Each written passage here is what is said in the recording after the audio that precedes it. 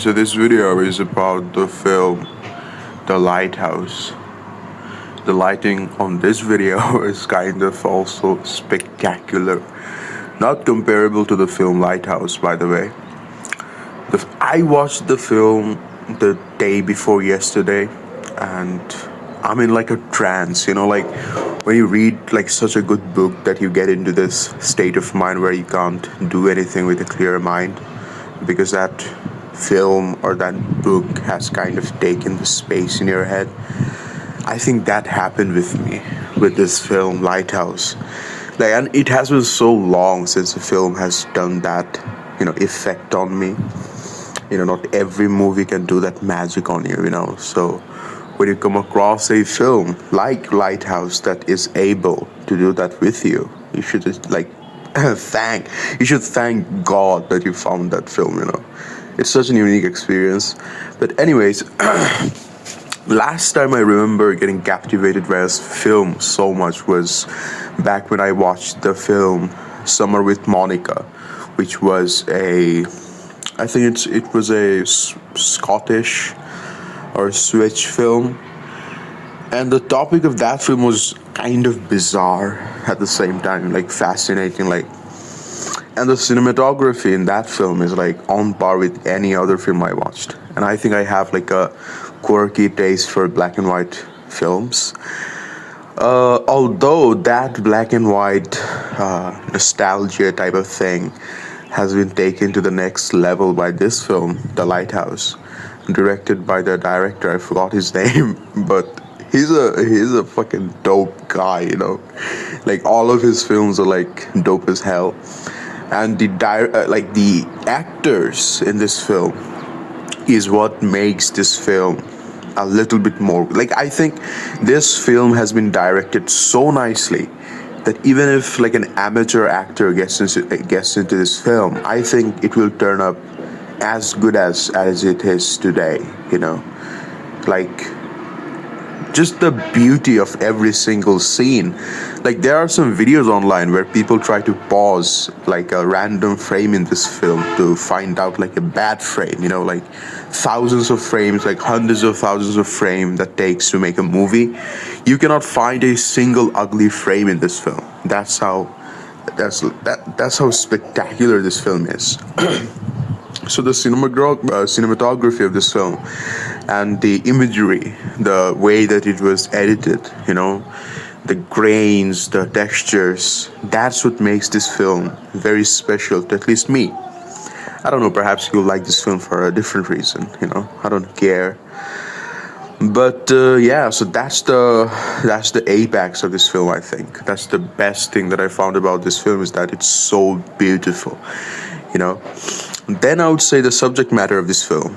So this film, as the name says, it is about a lighthouse. Lighthouse, as you probably know, they're like those kind of monolith type of figures in like small islands and seas.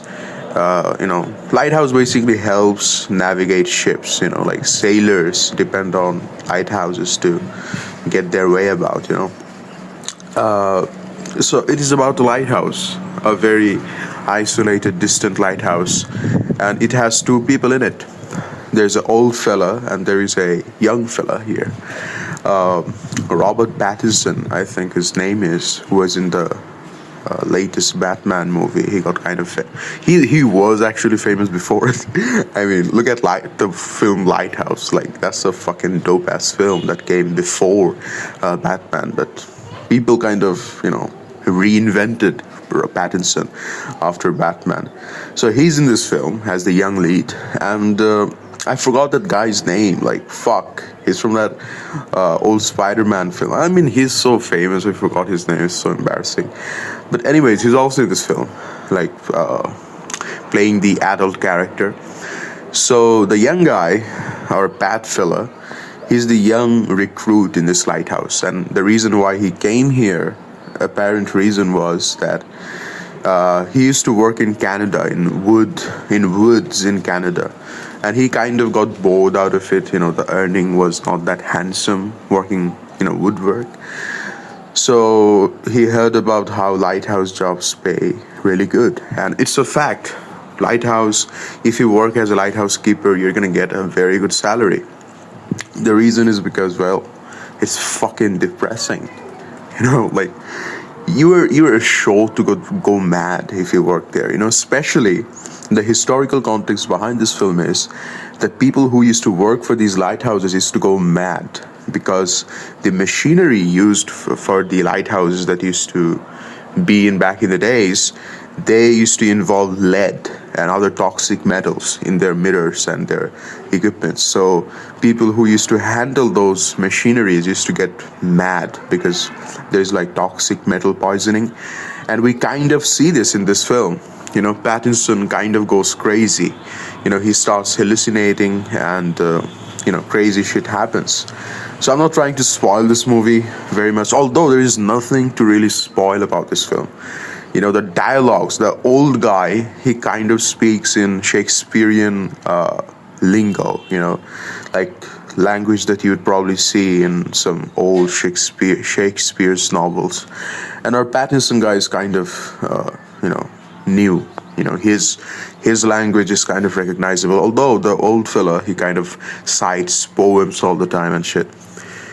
And the dynamic that is shown in that film between these two guys, it borderline kind of becomes homosexual by the end, like it's crazy. And I was like, man, I did not wait for like 2 hours to see a fucking homo scene. I was so fucking angry by the end. Although it didn't turn out to be like overtly homosexual, but there was some homosexual tone in this film. Like, fuck that shit, like my expectations were so much subverted when I found out that, it's kind of becoming that freaking like thing. Like every Netflix film has to have a fucking like gay couple. I hate that, like why? a great film doesn't need to have anything regarding, LGBT, but it's forced. Regardless, so the best thing that I found about this film is that, just the sheer beauty, every single scene, every cut, every moment, it's so beautifully directed. And I was kind of looking into the makings of this film, and I found out that this film was shot by the equipments that, used to be used back in the 90s and real black and white era. So the machinery that was used to make this film was old at the same time new. That like how those what's the name of that shit? Like the camera set that Christopher Nolan uses, like the film shit. That was also used in this film, and it's really expensive. And the previous film that this director directed was The Witch, and that film was really successful, and because of that, he got a big budget for this film, and he used it like the cameras and everything. And the actors said they couldn't look at each other while filming because the light was so intense, because in those old cameras, if you want to have a good shot, if you want to have visibility, you have to have like a very intense light. And both of the actors were very dedicated for this film, as you'd expect from any great actors. But yet, to me, the acting part is like the secondary aspect of this film. The main thing is the atmosphere, the scenes, the message, and the way it was directed. That was the main thing. Acting was secondary. Although, like, if we talk about acting, the acting is also on par with the, framing of the film. Everything, like, adds up so beautifully. And I was thinking, like, I cannot imagine watching another film which has no apparent story. Like, when you start watching this film, you kind of get, like, if you're not into these quirky black and white films, like if you're not one of these freaks like me who like to watch benign, absurd films, perhaps you'd not like this film because it doesn't have like a Marvel Avengers movie type, clear direction, like what's happening. There's not a clear message, you know. Even after the ending of the film, you probably not have a clear message, like a message you would get out of a normal movie. So if you're not that type of a guy who likes likes art for art's sake, perhaps this film is not for you.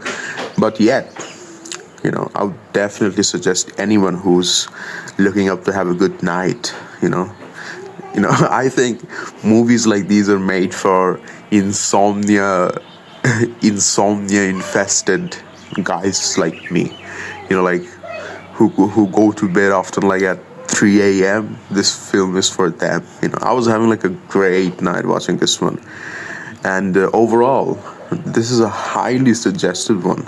Like the last time I watched such a beautiful, like heartfelt movie was back in, I think it was 2022, when I watched Summer with Monica. And this one does not overshine that movie because the message is not as strong as it was in Summer with Monica. But yet, it stands alone, like a modern masterpiece. And so, yeah, the way it was directed, acting, just the sheer beauty of this film captivated me, and just such a good experience. And I was planning to make this video for a while, but I didn't got the time or the energy to make it. But now I was sitting out here, like a beautiful time, beautiful hour. The sun is going dim slowly. So in this cinematic weather, I thought I should finish filming this review or whatever movie experience. Thank you for watching.